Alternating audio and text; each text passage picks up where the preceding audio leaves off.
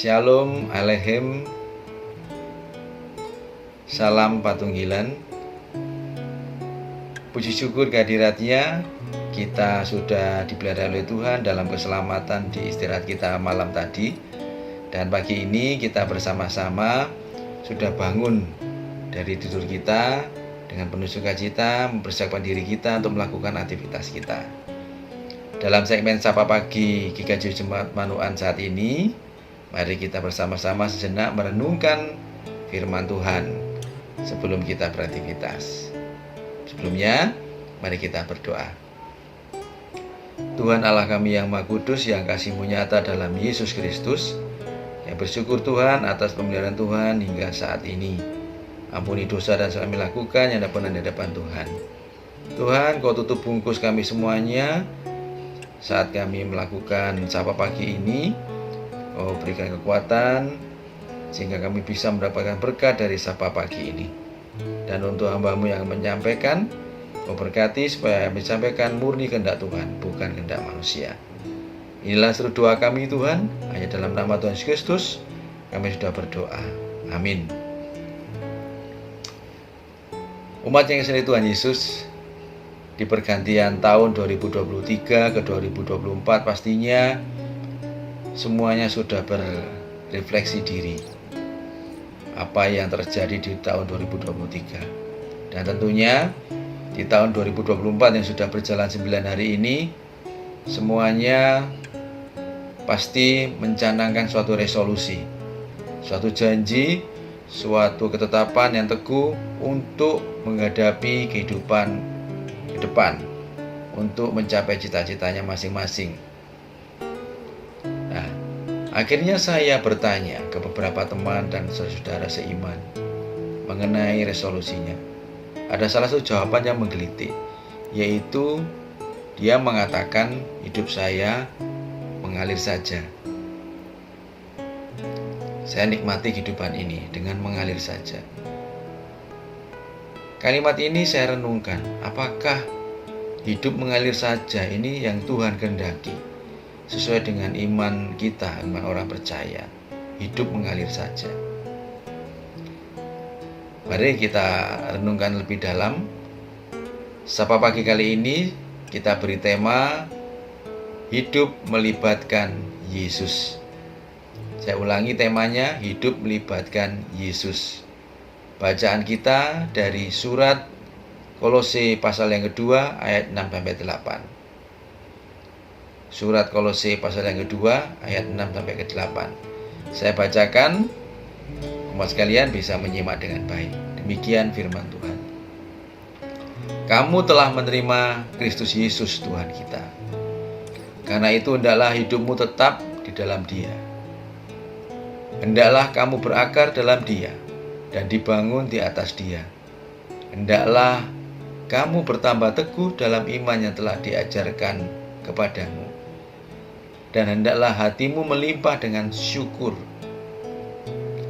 Hati-hatilah, supaya jangan ada yang menawan kamu dengan filsafatnya yang kosong dan palsu, menurut ajaran turun-menurun dan roh-roh dunia, tetapi tidak menurut Kristus.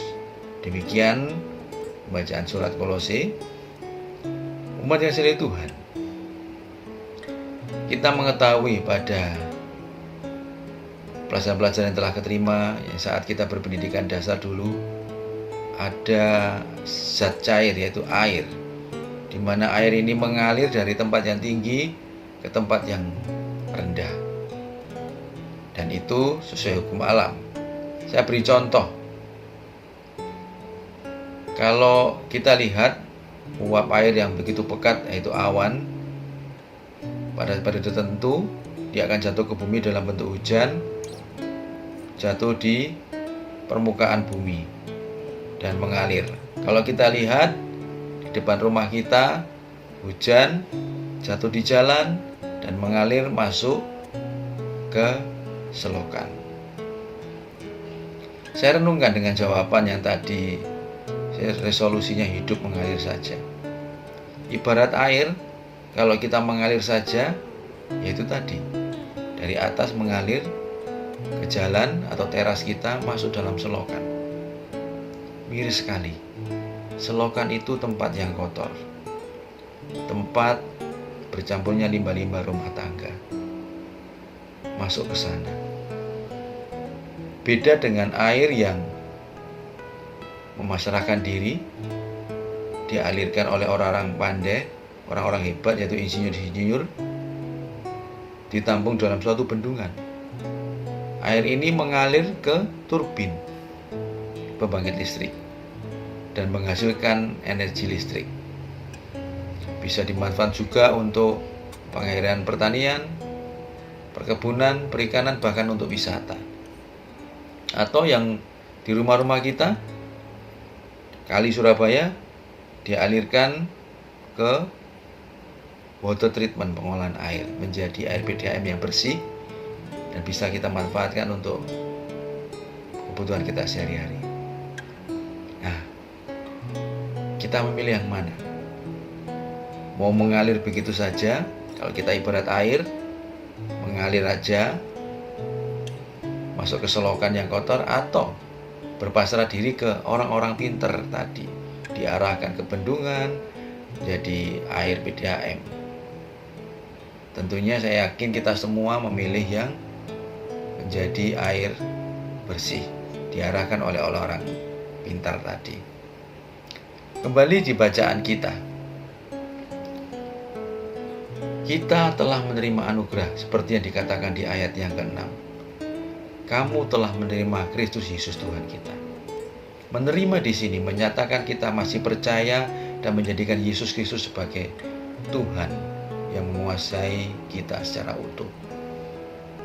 Maka kalau kita sudah menerima Tuhan memimpin kita, maka di ayat 6b dikatakan, hendaklah hidupmu tetap di dalam Dia. Hidup di dalam Dia, tetap di dalam Tuhan. Bagaimana supaya tetap? Supaya kita tidak tergoyahkan. Lanjut di ayat yang ke-7. Hendaklah kamu berakar di dalam Dia dan dibangun di atas Dia. Hendaklah kamu bertambah teguh dalam iman telah diajarkan kepadamu. Jadi umat yang kecil Tuhan, hidup yang seutuhnya milik Tuhan, sebagai milik Tuhan, maka sudah seharusnya ada 3 hal, yaitu yang pertama, hidup yang selalu tetap dipimpin oleh Tuhan. Yang kedua, hidup yang berakar dalam Tuhan. Yang ketiga, hidup yang dibangun di atas kehendak Tuhan. Nah, dari sini mari kita membuat resolusi di tahun 2024 ini dengan melibatkan Tuhan Yesus dalam perencanaan kita. Melibatkan Tuhan Yesus mulai dari perencanaan. Bagaimana cara melibatkan Tuhan? Yang pertama, berdoa dahulu sebelum merencanakan sesuatu. Yang kedua, dalam doa itu kita mohon hikmat Tuhan agar yang kita rancangkan benar-benar benar dan tepat. Indikatornya apa benar dan tepat? Yaitu rancangan kita nanti akan menghasilkan buah roh. Di Galatia 5 ayat 22-23 ada kasih, sukacita, damai sejahtera, kesabaran, kemurahan, kebaikan, kesetiaan, kelemah lembutan, dan penguasaan diri. Itu. Dan yang ketiga, di ayat yang 7b bacaan kita harus nantinya mengucap syukur karena Tuhan sudah menyelamatkan kita, sudah terlibat dalam perencanaan kita. Yang terakhir, dalam doa kita mohon kekuatan dan pimpinan Tuhan. Mengapa? Karena di ayat 8 bacaan kita, dalam perjalanan manusia tidak lepas dari semua gangguan dan tantangan negatif. Filsafat yang kosong, ajaran palsu dunia yang menawan kita. Kalau kita tidak ada kekuatan dari Tuhan, kita tidak akan bisa melewati itu. Kalau kita sudah melibatkan Tuhan dalam rencana kita, maka janganlah kita tinggi hati dan sombong. Kita selalu berkata, senantiasa berkata seperti yang dikatakan di Yakobus 4 ayat 15, yaitu jika Tuhan menghendakinya, maka kami akan hidup berbuat ini dan itu. Jika Tuhan menghendakinya. Jika kita melakukan semua ini, maka semakin meneguhkan bahwa Tuhan yang benar-benar 100% menguasai menguasai kita, terlibat mulai dari perencanaan hingga pelaksanaan jalan kehidupan kita. Mohon kasih Tuhan, kiranya melalui Sapa Pagi ini bisa menjadi pengingat dan penguat kita bahwa jika kita dalam Tuhan, melibatkan Tuhan dalam semua perencanaan dan kehidupan kita, langkah hidup kita akan selalu benar dalam jalannya.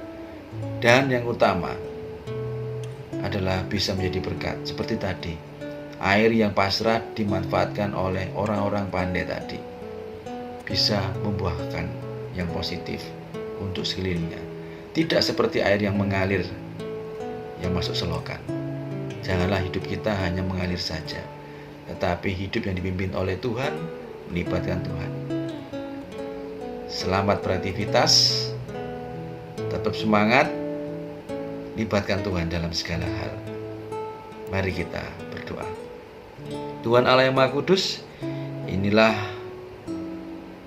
kami dengan rendah hati, kami mohon kekuatan padamu Tuhan, hikmat daripadamu, sehingga kami bisa melakukan semua rencana-rencana kami di kehidupan kami seturut kehendak-Mu.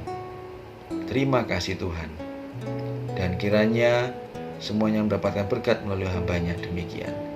Kasih karunia dan damai sejahtera dari Allah Bapa dan melalui Putra-Nya yang tunggal, Yesus Kristus sebagai Juru Selamat, dan Roh Kudus yang memimpin dalam hati kita. Dalam nama Tuhan Yesus Kristus kami doa berdoa. Amin. Selamat beraktivitas, Tuhan Yesus memberkati.